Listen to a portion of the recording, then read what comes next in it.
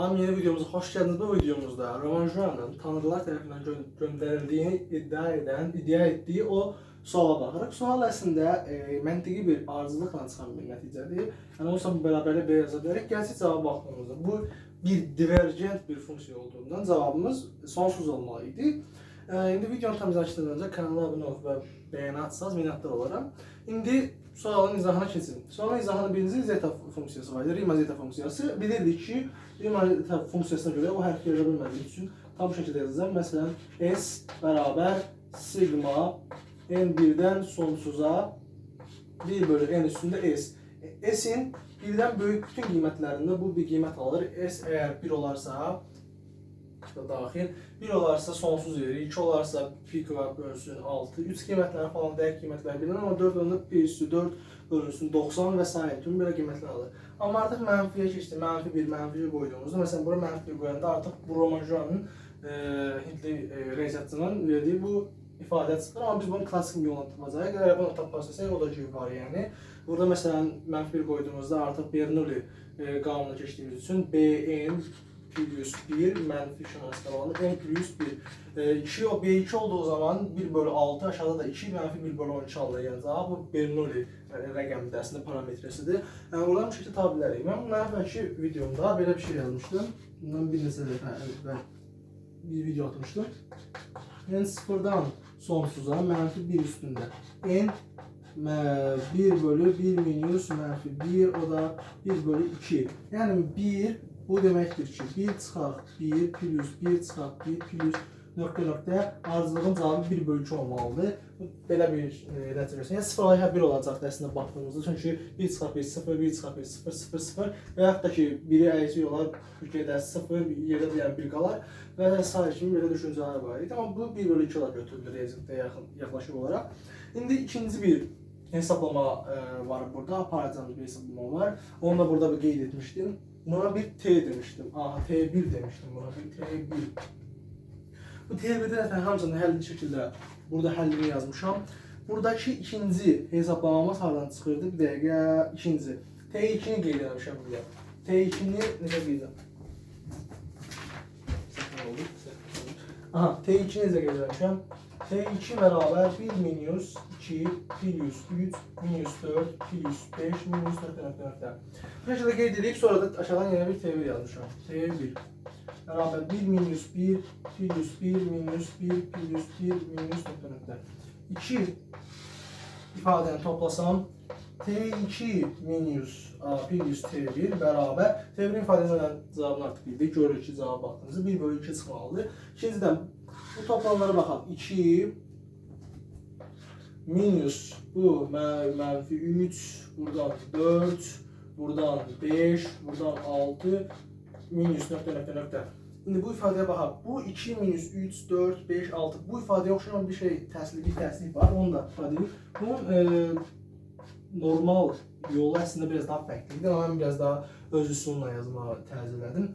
1 çıxılsın 1 minus 2 plus 3 minus 4 plus nöqtə bu şəkildə. Bu gördüyünüz ardıcılıq belə T2'nin özüdür. Əslində heç bir dəyişiklik yoxdur. Yəni mən burada fərqli bir şəkildə yazdım burasını. Əslində orada daha biraz fərqli idi. Amma yenə heç bir şey olmaz. T2 plus T1 bərabər 1 minus T2. Yəni buradan 2 dənə T2 bərabər olmalıdır. 1 minus 1 bölü 2'ye 1 bölü 2'de yəqin bildiniz daha T1 1 bölü 2 idi. O da 1 bölü 2, yani T2'miz 1 bölü 4'tür. T2'ni 1 bölü 4 tapdıq. Burası çok güzel, geçək bir yol tapmış olduk. İndi bir de var T dediğimiz, buna da bir T demiş olduk. Bu T'nin üstü T bərabərdir 1 plus 2 plus 3 plus 4 plus 5 plus nöqtə. T neçədir bu?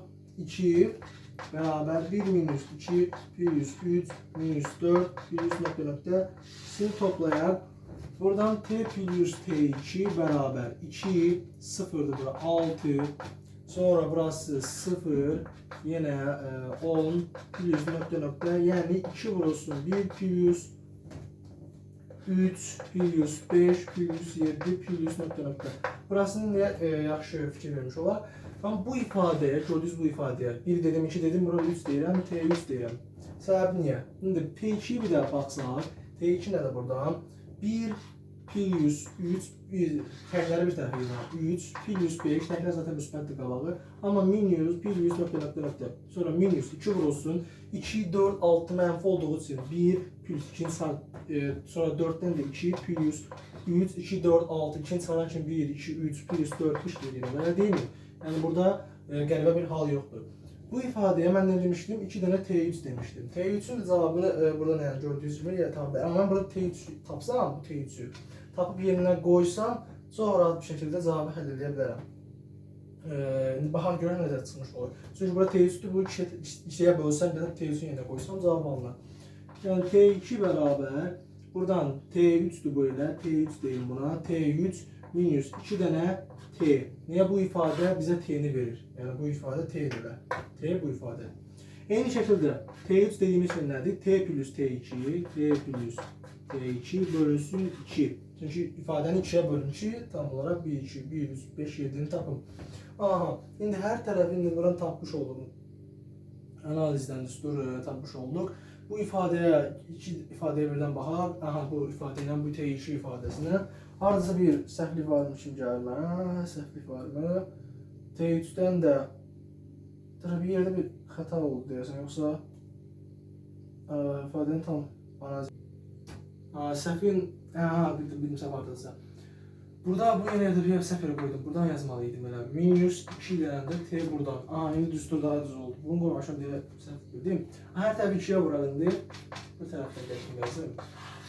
Hər tərəfi 2'yə vurduğum 2 T2 sonrasında 2'yə vurduğum üçün bərabər. Buradan T plus T2 minus 4 dənə T.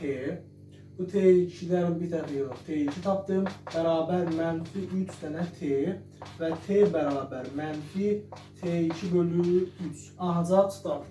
T2 neydi? 1 bölü 4 idi T2. Oradan da cavabımız mənfi 1 bölü 12. Cavab çıxdı. Biraz burası saçması oldu. Amma 2 T'ni qoymaq unutmuşam. Yəni bu T3 idi. Burası da T idi gördüyünüz kimi. Və nəticədə cavabımız 1 bölü 12 olaraq tapdıq. Əgər kanalı belə görmək istəyirsə kanala abunə olmayı unutmayın. Sağ olun.